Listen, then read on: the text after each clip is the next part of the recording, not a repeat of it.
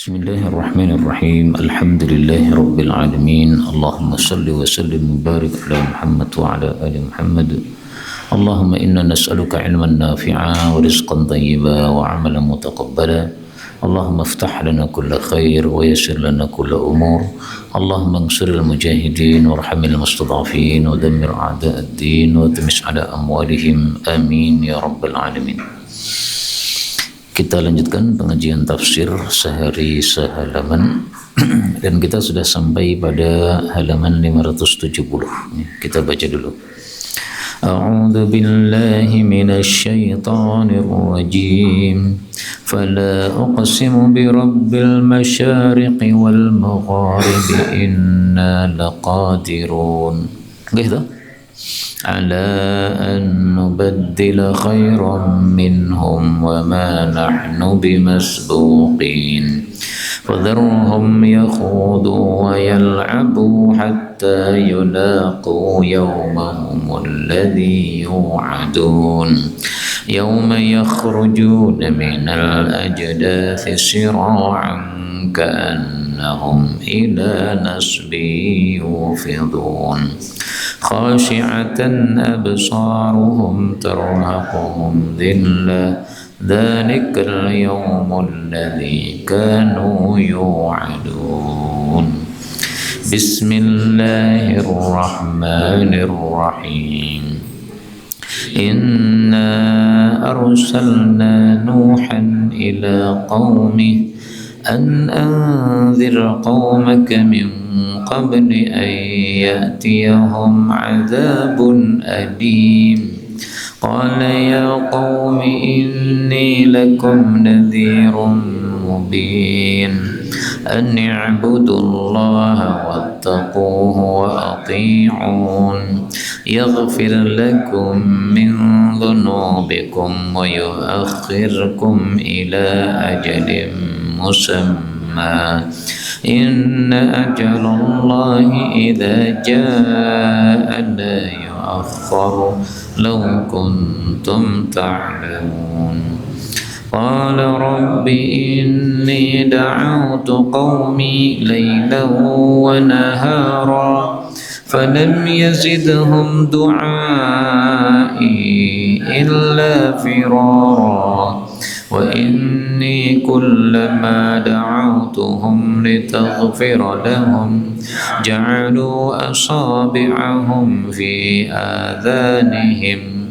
واستغشوا ثيابهم وأصروا واستكبروا استكبارا ثم إني دعوتهم جهارا ثم إني أعلنت لهم وأسررت لهم إسرارا فقلت استغفروا ربكم إنه كان غفارا.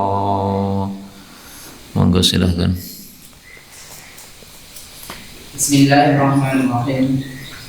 Fala maka tidaklah uqsimu aku bersumpah birabbi dengan Tuhan al-masyariqi tempat terbit wal maghribi dan tempat terbenamnya inna sesungguhnya kami laqadirun sungguh maha kuasa.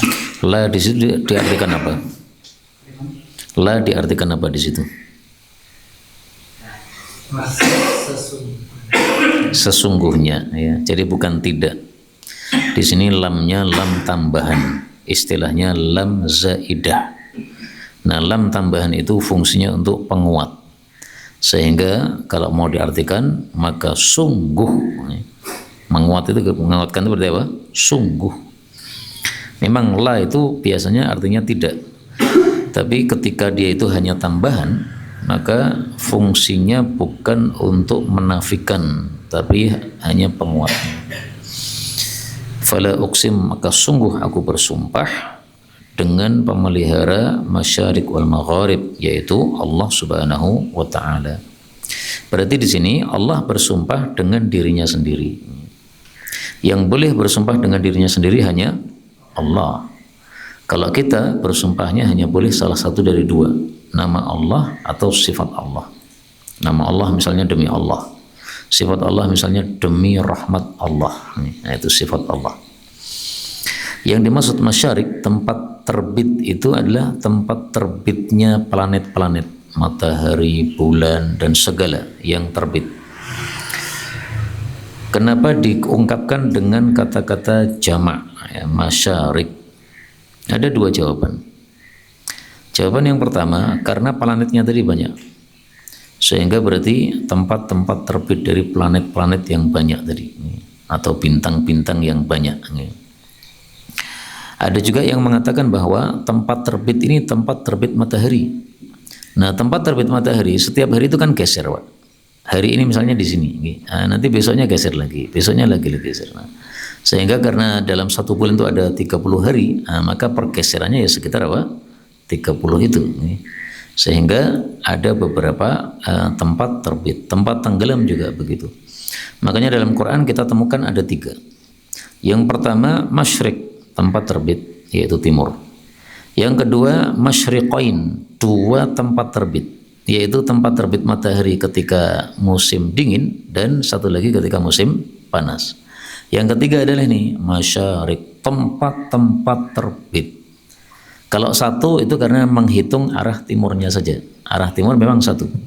Kalau 2 itu menghitung musim panas sama musim dingin, arah terbitnya matahari beda. Kalau banyak seperti ini karena setiap harinya geser tadi. Inna laqadirun, sungguh kami sungguh mampu. Mampu apa? Nah, kalimat berikutnya itu masih lanjutan. Tapi kita berhenti karena di sini sudah titik di ayat.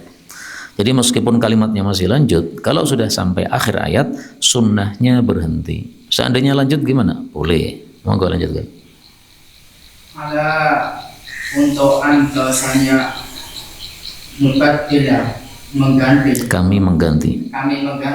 Khairan yang lebih baik minhum daripada mereka. Wama dan tidak nahnu kami bimasbuqina, dengan yang dikalahkan. Dapat dikalahkan. Ya, jadi maksudnya Allah itu kalau mau mengganti makhluknya dengan makhluk yang baru sangat gampang. Yang kafir-kafir seandainya Allah pengen dibasmi semua, kecil bagi Allah. Itu seperti kalau kita punya piring ya, isinya nasi, sebanyak apapun nasi, mau kita ganti dengan isi yang lain kan gampang, Pak. Tinggal piringnya ditumplak, blek, semua nasi yang jumlahnya ratusan itu langsung udah pindah semua. Tinggal kemudian kita kasih isi yang lain. Atau misalnya air ini ya, ini dalam botol berapa tetes saja ini. Kalau kita mau mengganti dengan isi yang lain mudah sekali, tinggal ditumpahkan, ganti yang lain. Allah lebih mampu daripada kita ya, sehingga untuk mengganti makhluknya cukup kun selesai masalah. Wa ma nahnu bimasbuqin, tidak mungkin kami lemah dari perbuatan tersebut. Monggo.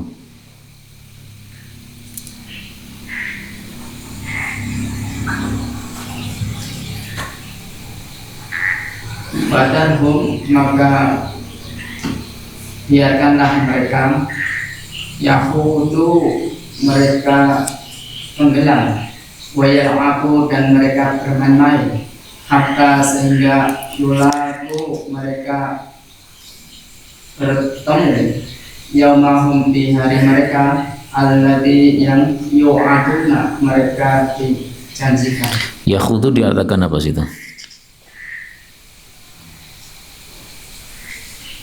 Yakhudu diartikan apa itu?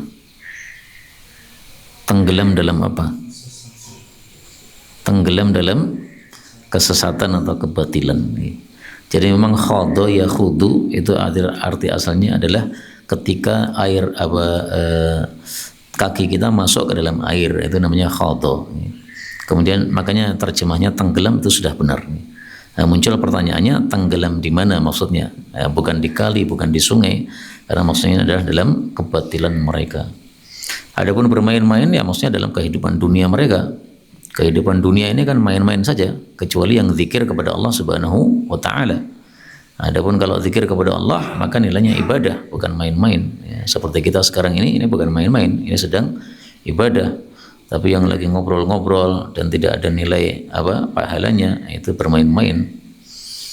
Adapun yang dimaksud yu'adun, mereka dijanji, yaitu dijanji akan datangnya siksa kepada mereka. Berarti yang dimaksud hari ini hari apa? Nah, bisa hari kiamat kalau itu adalah siksa akhirat, atau hari ketika datangnya siksa apabila yang dimaksud adalah siksa di dunia. Karena orang kafir itu mengalami 2 kali siksa. Siksa pertama ketika dia mati, pasti disiksa oleh Allah Subhanahu wa taala, dipukuli oleh para malaikat. Nah, itu juga termasuk siksa bagi mereka. Jadi biarkan mereka sampai mati, nanti akan disiksa oleh Allah. Fadhal.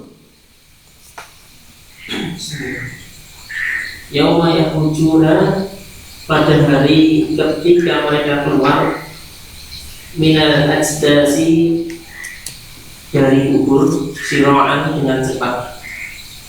Ka'annahum, seperti ketika mereka ila nusubi yufiduna, pergi dengan segera, ila nusubi, menuju berhala-berhala.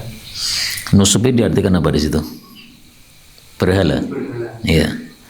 Nusubin itu sebenarnya tidak harus berhala. Apapun yang yungsob, yang ditancapkan, itu namanya nusubin. Nah, zaman dulu mereka itu suka menancapkan berhala-berhala, kemudian disembah. Maka kalau nusubin diartikan berhala, nggak apa-apa. Tapi kalau mau terjemah yang lebih luas, nusubin sesuatu yang ditancapkan, tidak harus berhala. Berhala nusubin, bendera ya nusubin, apalagi Pak yang suka ditancapkan itu. Pokoknya apapun yang ditancapkan itu adalah nusubin. Nah, kemudian yang dimaksud mereka keluar di sini adalah keluar menuju ke padang mahsyar.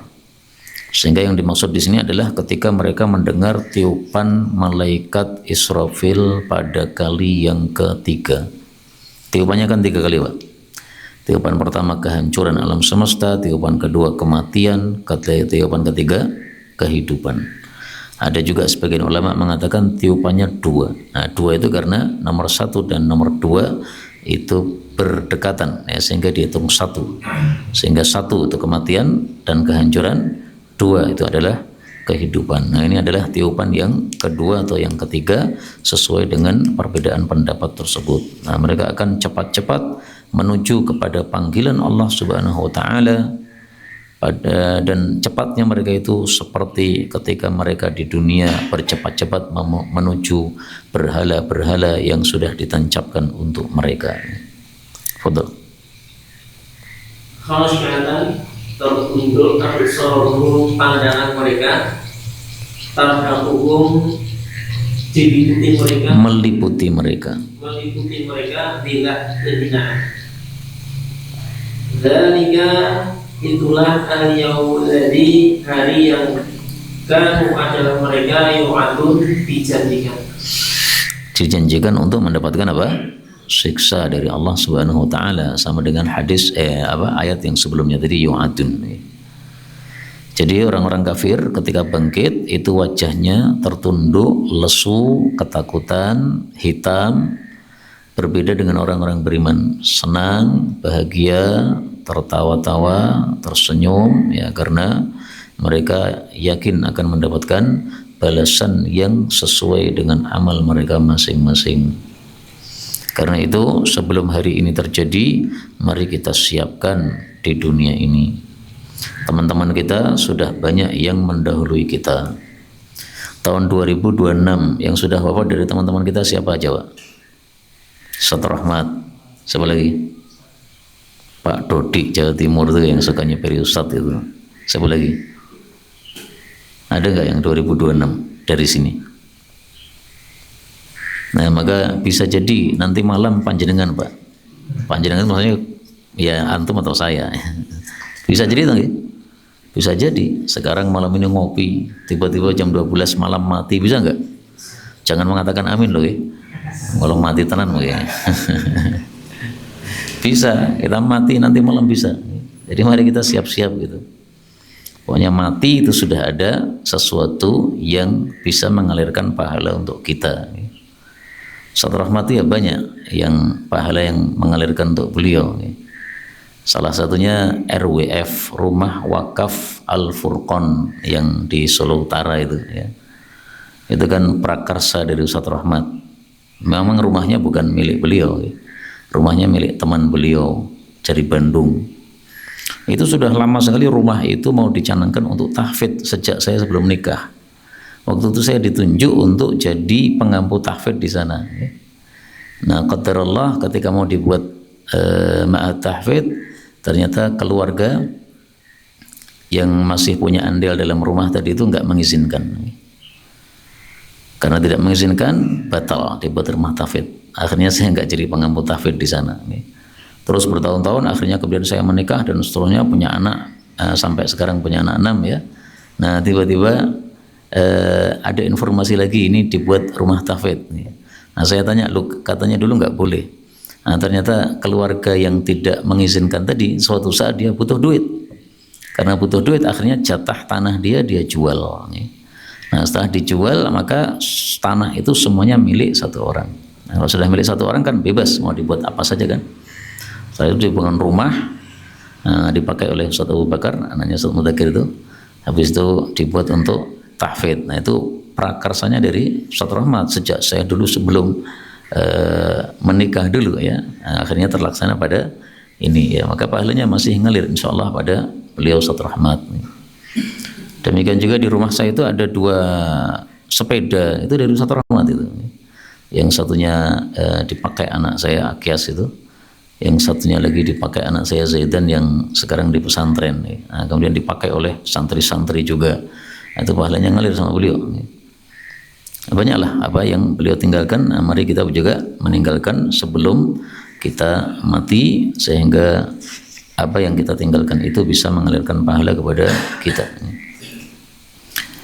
Baik, kembali ke sini ya. Ini tertunduknya orang-orang kafir itu karena mereka tahu bahwa mereka akan disiksa oleh Allah Subhanahu wa taala. Na'udzubillahi min syarri dzalika. Kemudian sudah selesai surat ini, kita lanjut pada surat Nuh alaihi salam. Oh. Untuk musuh kafir sesuatu yang kadang-kadang dijadikan bendera. Kalau itu tidak halal, sesuatu yang kadang-kadang dijadikan bendera itu apa konotasinya dijadikan berhalangan. Ya, kalau mereka bercepat-cepat tuh maksudnya begitu. Jadi misalnya ada panglima ya, panglima menancapkan bendera, ayo semuanya kumpul. Nah, mereka kumpul cepat-cepat. Ya tidak harus disembah ya. Apapun kondisi mereka di dunia, ketika disuruh kumpul dan mereka cepat, itu untuk menggambarkan saja bagaimana cepatnya mereka menuju ke padang mahsyar tadi. Nah, kalau di tafsir Jalalain di sini nusubin wa fi qiraatin nasbin. Boleh juga dibaca nasbin. Tadi saya kan bacanya nasbin, panjenengan baca nusubin. Ini 2 qiraah mutawatirah. Terus tafsirannya adalah syai'un mansub, yaitu sesuatu yang ditancapkan, ka'alamin, seperti misalnya tanda, aurayatin atau bendera. Di sini sebenarnya lebih bagus kalau dia menambahkan awasanin atau patung. Karena yang paling populer di masa dulu yang ditancapkan adalah patung. Sampai-sampai kalau kita menemukan kata-kata ansop, itu pasti seringnya diartikan patung ya. Karena sudah paling seringnya itu. Nah, maka menurut saya ini ada kurang sedikit dalam tafsir Jalalain dalam memberikan contoh nusubin di sini. Malah tidak disebutkan patung di sini. Tapi terjemah tadi sudah benar. Baik, surat Nuh alaihi salatu wassalam ini adalah Rasul yang pertama di atas muka bumi. Maksudnya Rasul yang pertama diutus kepada orang-orang yang syirik ya. Kalau Nabi Adam itu juga Rasul pertama, tapi diutus kepada orang Muslim. Karena di masa Nabi Adam belum ada orang syirik ya. Syirik itu dimulai pada masa Nabi Nuh alaihi salatu wassalam. Itulah maksud bahwa Nabi Nuh Rasul pertama. Silakan. Bismillahirrahmanirrahim.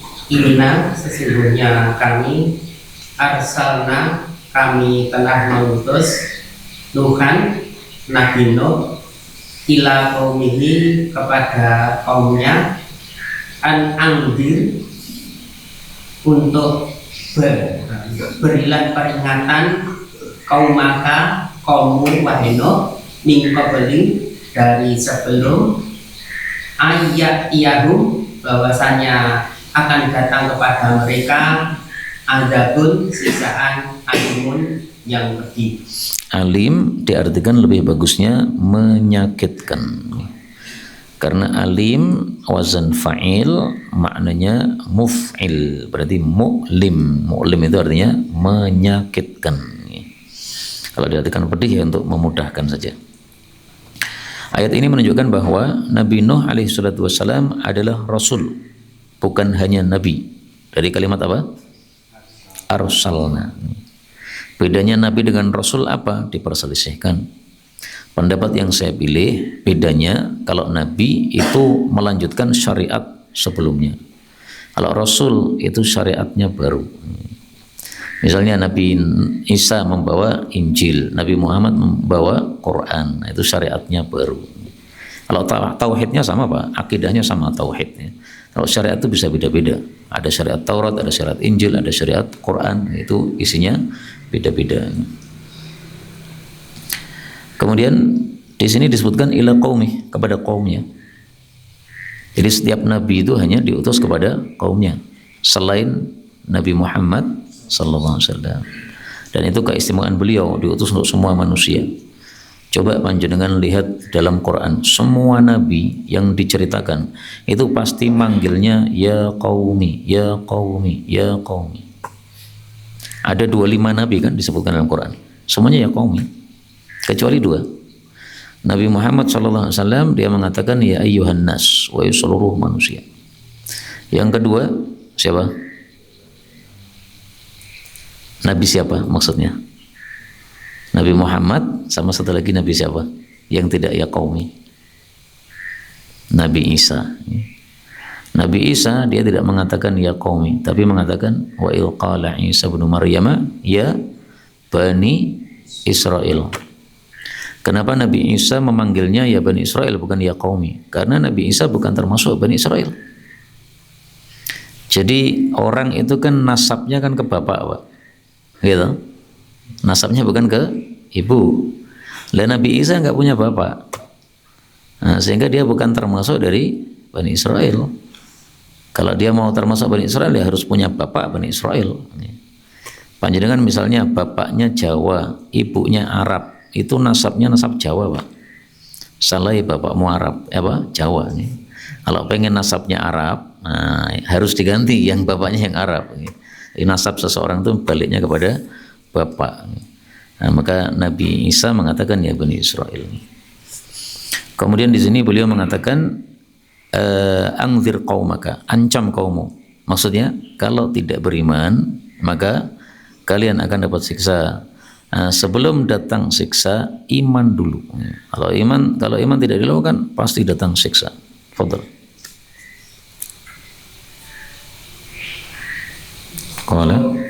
Qala berkata Nabi Nuh, ya qaumi, wahai kaumku, ini sesungguhnya aku lakum bagi kalian nadhirun sebagai pemberi peringatan mubinun yang jelas. Ada 2 istilah ya. Yang pertama nadhir, pengancam. Yang kedua mungzir, sama juga pengancam. Dari sisi bahasa Arab, kata-kata mungzir dengan nadhir itu lebih dahsyat nadhir. Nah, sehingga Nabi Nuh di sini memilih kata-kata yang lebih dahsyat, nadhirum mubin. Artinya ancamannya sangat dahsyat ini. Jadi bukan masalah sepele. Ya, kalau panjenengan mengancamkan tentang bahaya yang sangat besar, nah itu kan pasti ancamannya tenanan. Nah, maka beliau menggunakan kata-kata yang lebih dahsyat, nadhir. Betul. Anu butuh yaitu sembahlah Allah, wattaquhu dan bertakwalah kepadanya, wa atiun dan taatilah aku. Ibadah kepada Allah, apa artinya ibadah? Ibadah itu dari sisi bahasa Arab artinya tadzallul, merendah. Makanya inti ibadah itu adalah taat kepada Allah. Bisakah kita minum itu nilainya ibadah, Pak? Bisa, kalau kita taat kepada Allah dalam minum ini. Sebelum minum baca bismillah, terus kita gunakan tangan kanan. Kenapa Pak baca bismillah? Oh iya, ini diajarkan Nabi. Kenapa Pak tangan kanan kok nggak mau tangan kiri saja? Padahal kan lebih dekat tangan kirinya. Oh ya, ini diajarkan Nabi. Nah, itu namanya ibadah. Jadi panjenengan kerja cari nafkah itu juga bisa bernilai ibadah. Tinggal tujuannya apa ya? Kenapa kamu bekerja? Oh ya, ini saya kepala keluarga. Saya disuruh oleh Allah kasih nafkah anak istri saya. Ini saya taat. Nah, ini berarti nilainya ibadah kepada Allah Subhanahu wa taala.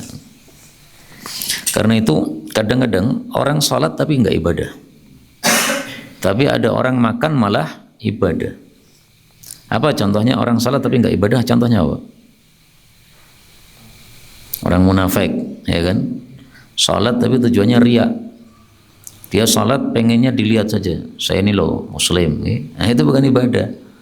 Karena tidak ada nilai tunduk kepada Allah Subhanahu wa taala.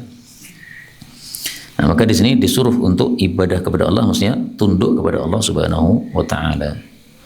Kemudian di sini beliau mengatakan ati'uni, taati saya. Ini menunjukkan apa? Bahwa tunduk kepada Allah itu harus disertai dengan tunduk atau taat kepada Rasul. Ini dua hal yang nggak bisa dipisah. Makanya para ulama katakan 3 yang digandengkan dengan 3. Ati Allah digandengkan dengan ati'ur Rasul. Aqimus shalah digandengkan dengan atuz zakat. Anis kurli digandengkan dengan wali walidai. Artinya kalau dipilih salah satu nggak diterima. Jadi saya maunya taat sama Allah, kalau Nabi saya nggak mau. Karena Nabi itu untuk orang Arab, saya maunya Nabi Nusantara, ora diterima. Jadi imannya nggak diterima. Saya maunya salat, nggak mau zakat, nggak diterima salatnya. Salat harus gandeng zakat. Kemudian satu lagi, anis kurli wali walidaik. Maunya syukur sama Allah, kalau sama orang tua saya nggak mau, saya benci sama orang tua, nggak bisa. Harus gandeng. Salasatun makrunatun bi salasin.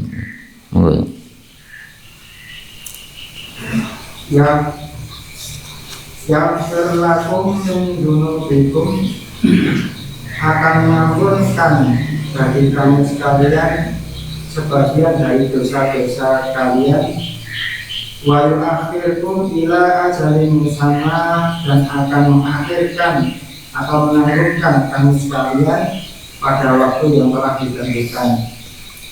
Inna ja'alallahi, sesungguhnya waktu yang telah Allah tetapkan, tidak ja'a, apabila datang, la yu'akhir, tidaklah bisa diakhirkan.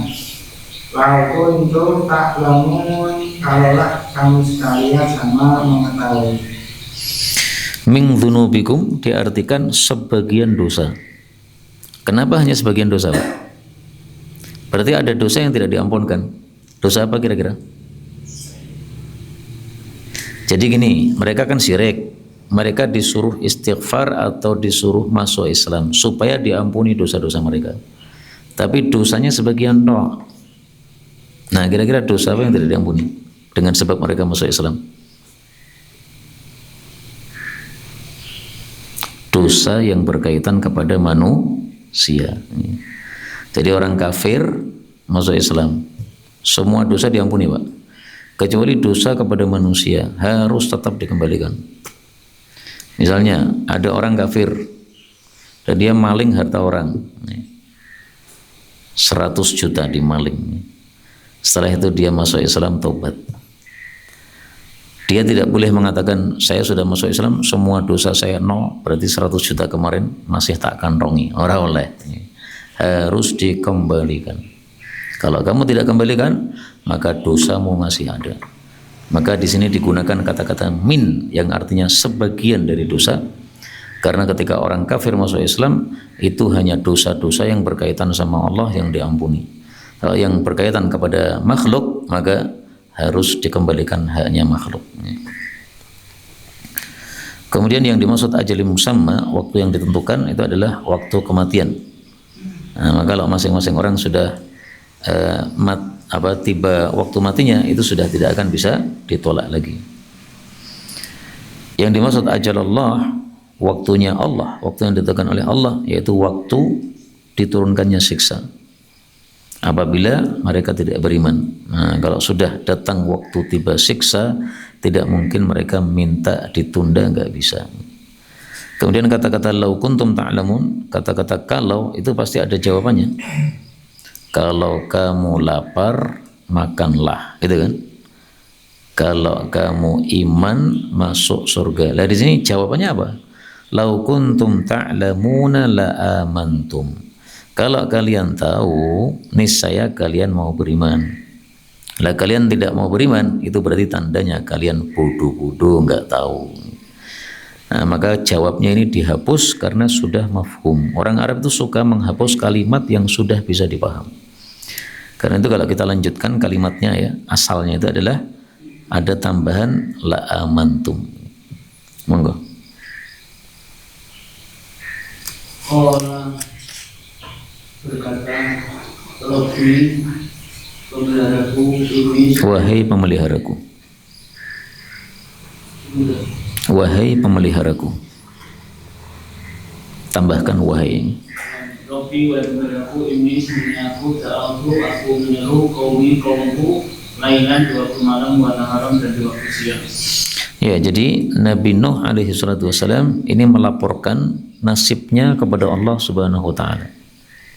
Jadi dalam berdoa itu sebelum kita minta itu paling bagus kita laporan dulu, Pak. Misalnya panjenengan punya utang, jangan langsung ya Allah lunasi utangku. Nah, ya boleh tapi kurang bagus gitu kan. Yang paling bagus kita laporan dulu. Ya Allah, hutang saya sekian, kemampuan saya sekian, pemasukan saya sekian, kebutuhan saya sekian ya Allah, nggak cukup ya Allah. Waktunya saya harus melunasi tinggal sekian. Nah, dilaporkan. Meskipun Allah itu sudah maha tahu, tapi sunnahnya doa emang begitu. Maka Nabi Nuh ini lapor dulu kepada Allah. Rabbi inni da'autu qaumi lailan wa nahara. Nabi Nuh nggak usah lapor, Allah udah tahu. Tapi coba kita lihat semua nabi-nabi kalau doa modelnya begitu.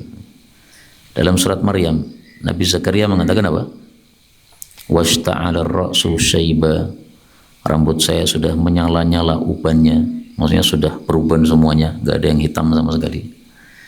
Wa kanat imraati aqira. Ini istri saya mandul. Nah, baru kemudian minta.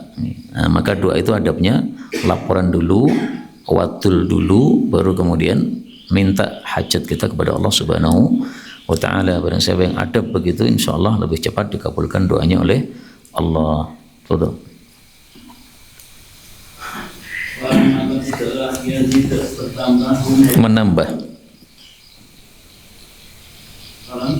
Menambah. Jadi menambah mereka itu duai seruanku illa kecuali biroro lari. Ya, jadi semakin diajak semakin lari. Kalau dibiarkan mereka nggak lari. Kalau diajak lari. Jadi bukannya semakin mendekat, tapi semakin menjauh dari Nabi Nuh alaihi salatu wassalam. Kenapa? Ya karena mereka tidak tahu tadi. Ya. Makanya beliau mengatakan lau kuntum ta'lamun. Karena tidak tahu, akhirnya mereka menjauh. Nah.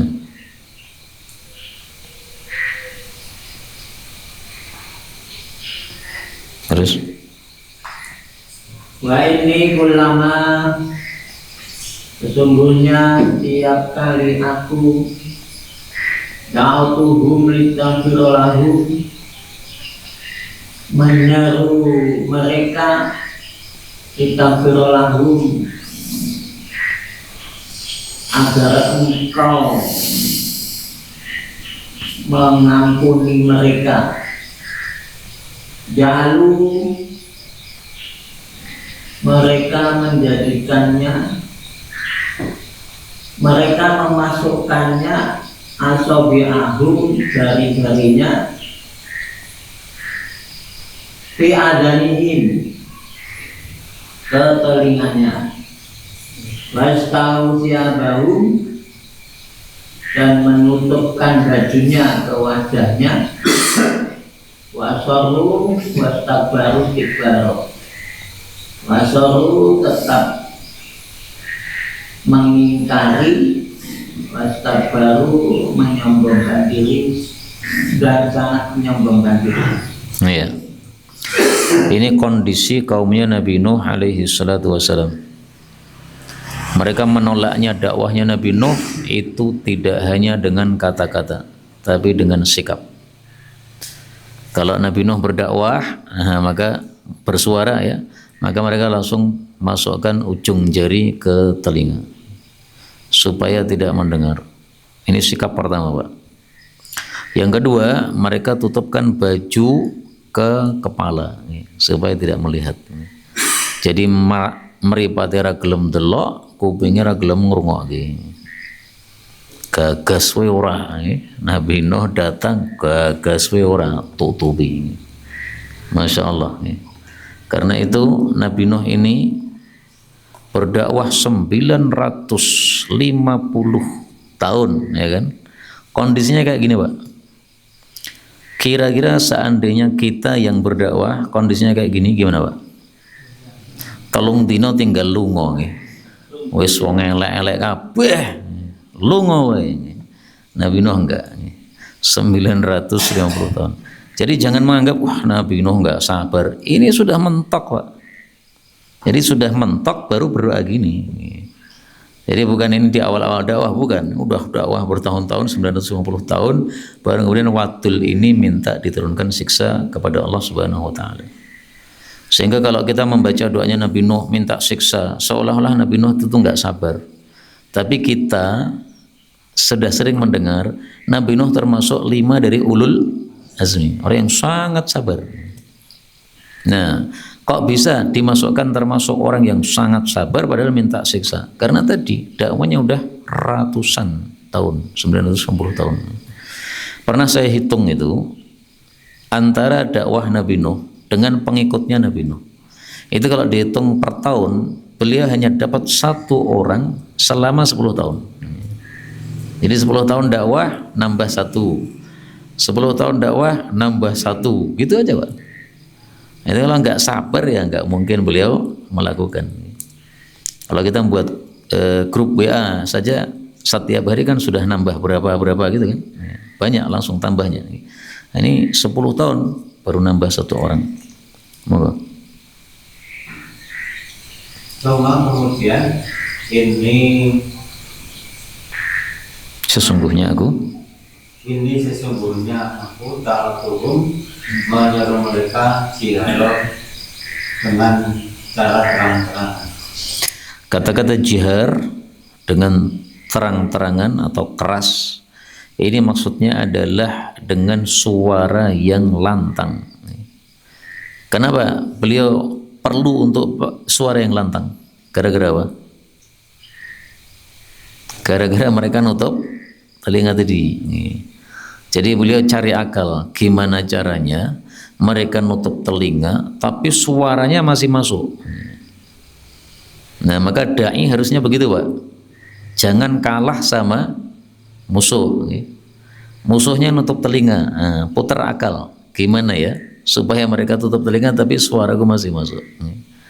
Nah, mungkin kalau zaman sekarang kita beli toa yang paling mahal. Nah, mereka tutup telinga tak tua sing luwih gede meneh. Akhirnya apa? Suara masuk juga kepada mereka. Makanya di pengajian-pengajian kita itu kan ada perintah sebenarnya kajiannya itu dikeluarkan. Jadi tidak hanya di dalam sound masjid. Tujuannya apa? Supaya yang tidak mau ngaji itu tetap terpaksa mendengarkan pengajian. Saya lihat jamaah kita yang di Mojokerto sama, kajiannya dikeluarkan. Saya lihat jamaah kita yang di Gedangan sama juga pengajian dikeluarkan. Sehingga orang-orang yang tidak mau ngaji itu terpaksa mendengar.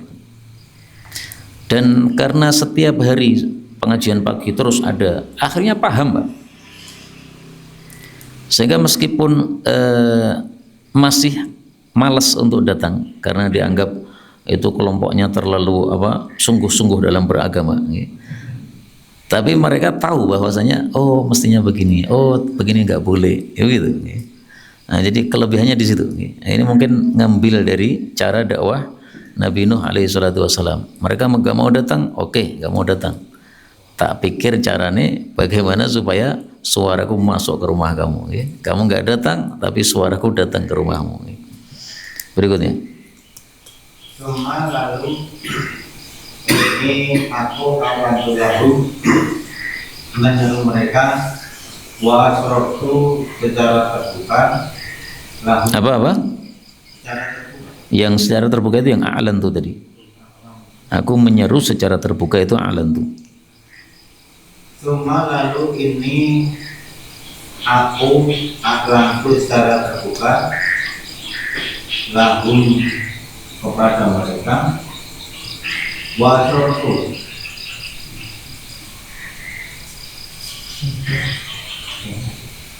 secara terang-terangan. Bukan. Sir. Wasrotu secara diam-diam Hmm. lahum isroro mereka secara diam-diam Dengan sebenar-benar diam-diam. Jadi maksudnya semua cara dakwah beliau lakukan. Kadang dengan suara yang lantang, i'lan. Kadang dengan suara yang sir, bisik-bisik. Misalnya cuma berdua, kemudian dibisikkan di telinganya, sir.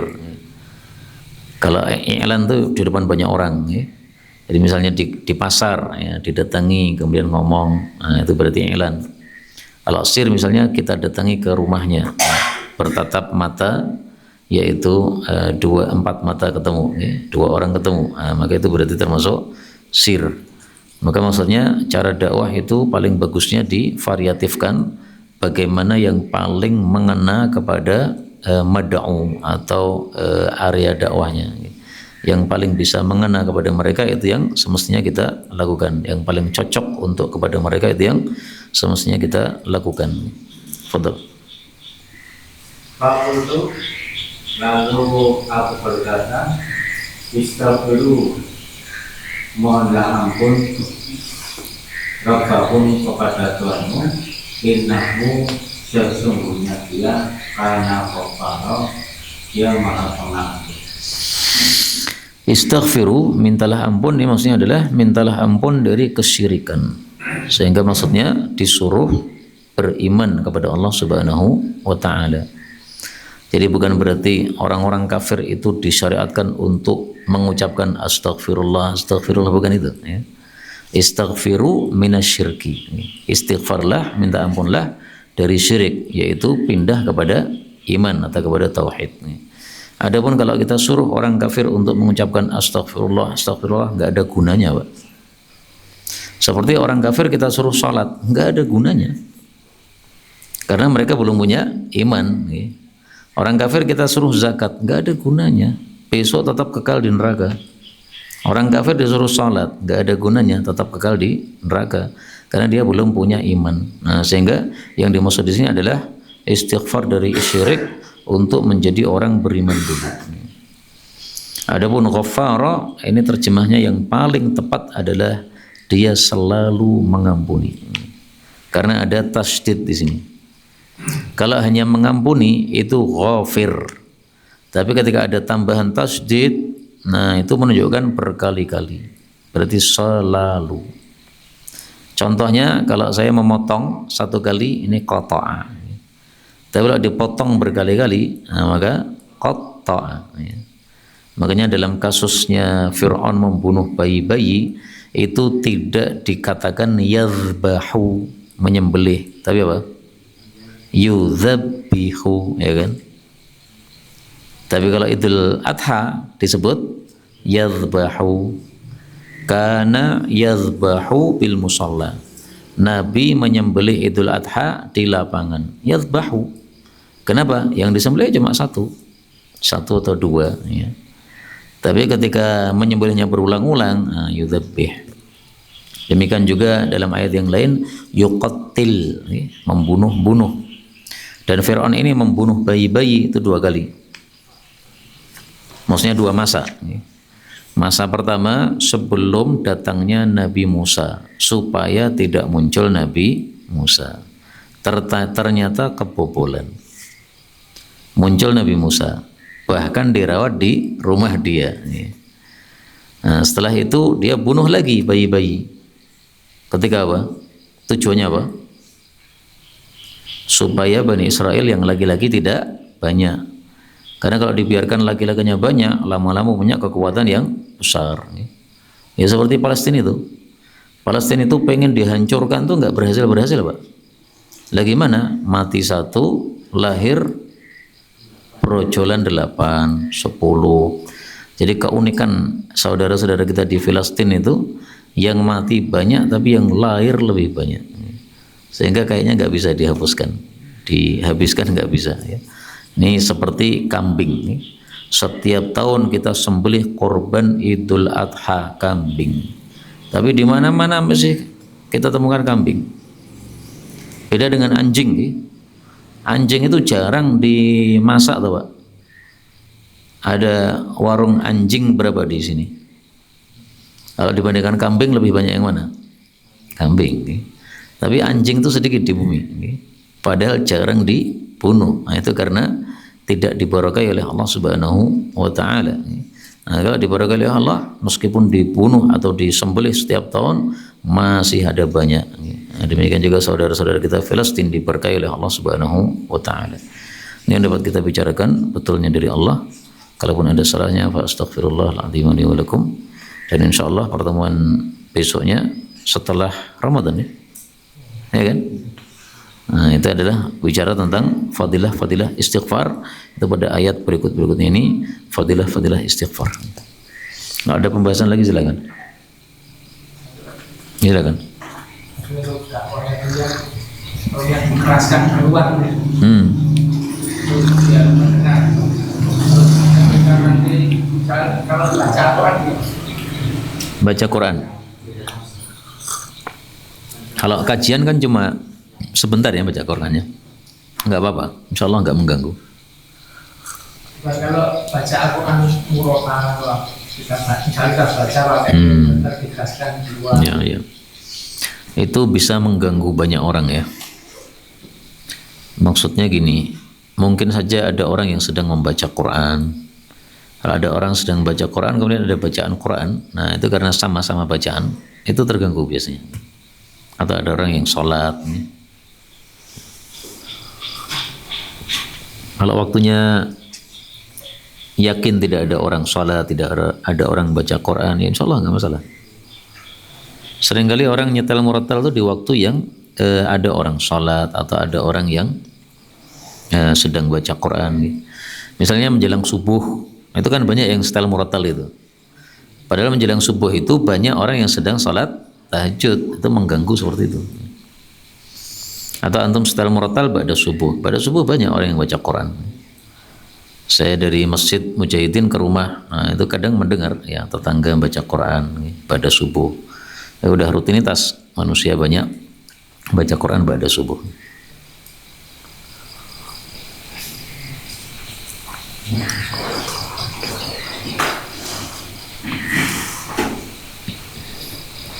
Ada lagi?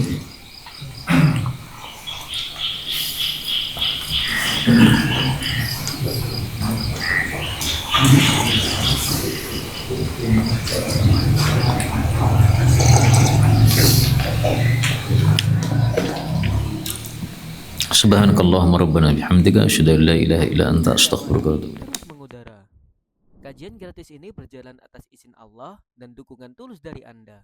Bersama kita sebarkan kebaikan seluas-luasnya. Yuk jadi bagian dari tim kebaikan kami dengan mendukung operasional dakwah.